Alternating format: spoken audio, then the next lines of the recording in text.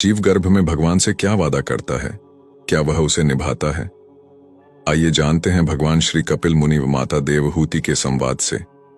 माता देवहूति ने पूछा, मातृ गर्भ में तो जीव को बड़ा सुख मिलता होगा, न सर्दी है, न गर्मी है, न शोक है, न मोह।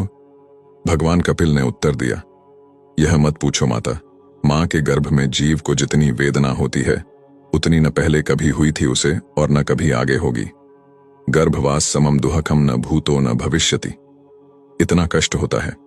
हजारों छोटे छोटे जीवाणु कीटाणु जो मातृ गर्भ में पलते हैं, ये जीव के कोमल त्वचा को काटते हैं।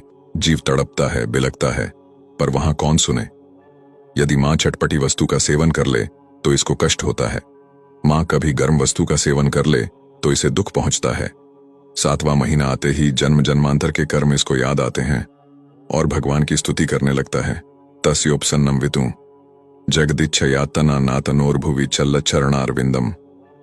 अर्थात परमात्मा से कहता है कि हे भगवान, एक बार मुझे इस गर्भ से निकालो, गर्भ से बाहर करो प्रभु।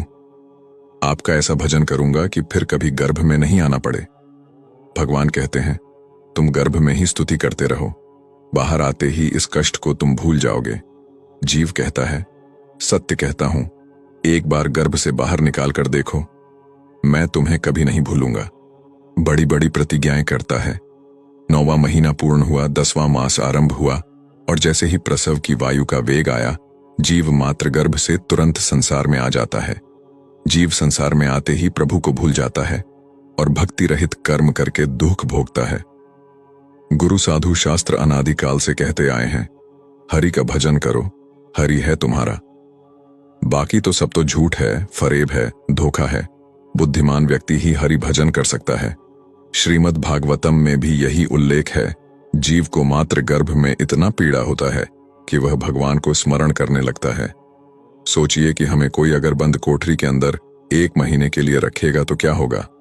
हमारा शरीर अनित्य है, पर अंदर जो जीवात्मा है वह कभी नहीं मरता है। क्योंकि जीवात्मा भगवान का अंश है, इसलिए वह भगवान को हर समय स्मरण करता है। परंतु इसे कोई भौतिक शरीर मिलता है और कोई ऐसी जगत में जन्म होता है तो उस जगत के वैष्णवी माया शक्ति के प्रभाव से वो भगवान को भूलकर उनके माया जगत में आसक्त हो जाता है। ऐसे ही जब जीवात्मा मातृ गर्भ में होता है तो वह भगवान को स्मरण करता है।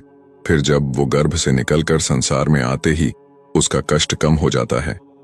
जीवन का उद्देश्य भूलकर समय को व्यर्थ किए जा रहे हैं। हमें समझना होगा कि जीवन प्राप्त क्यों हुआ है। यदि समय रहते समझ जाएंगे तो उचित ही है, नहीं तो इसी धरा पर प्रेत बनकर घूमना होता है। फिर भटकते रहते हैं और जीवित परिवार के सदस्यों से उम्मीद रखते हैं कि मृत्यु उपरांत वो हमें समय समय पर भोग तर्पण आदि द्वारा देंगे। लेकिन आज समय बदल गया है। आज का मनुष्य तो जीवित माता पिता को सही से नहीं रखता है, मरने के बाद तो कहां से कुछ करेंगे। इसलिए हमें अपनी यात्रा को इस प्रकार बढ़ा देना चाहिए ताकि मरने के बाद भी किसी की सहायता की आवश्यकता ना पड़े। मृत्यु के बाद यदि अपने ही घर में प्रवेश करने का प्रयास करोगे तो आपके ही परिवार के लोग किसी तांत्रिक से बंधवाकर भूमि में दबवा देंगे। फिर अनंत काल तक मंत्र बंधन में पड़े रहोगे। धन के साथ वो कर्म धन भी अर्जित करे जो मृत्यु के बाद काम आने वाले हैं। मृत्यु के बाद भी जीवन होता है, इसे कोई नकार नहीं सकता। भागवत गीता में भी प्रेतों का वर्णन है। इस दिव्य ग्रंथ में कर्म से संबंधित फल का विस्तार से वर्णन किया गया है। आज समय है, कल तो मात्र पछतावा है।